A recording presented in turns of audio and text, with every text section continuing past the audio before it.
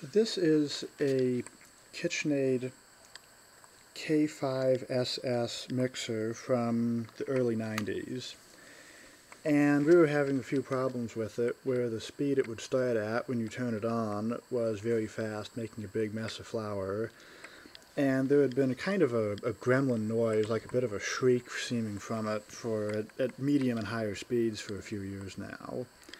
So what we found when we took the back off, one screw in the top there, was that the noise seemed to be coming from the governor mechanism, which is hard to see. I need better light, but there's flyweights in there. And we put a bit of a food machinery oil on it and just a few drops, and that seemed to completely solve it, the governor noise. And adjusting the speed, we found it's a bit of a complicated mechanism from the lever back to the switch mechanism, but there's two Phillips screws there, and they've got springs and lock nuts, and loosened the lock nuts and screwed the screws in probably 4 or 5 turns and tightened it all back down. And now the low speed is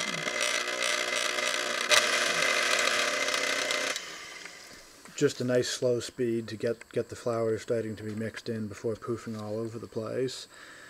So I don't know if how many other mixers are similar to this one or not, and I hope it doesn't wreck the motor running it that slow, but we'll see.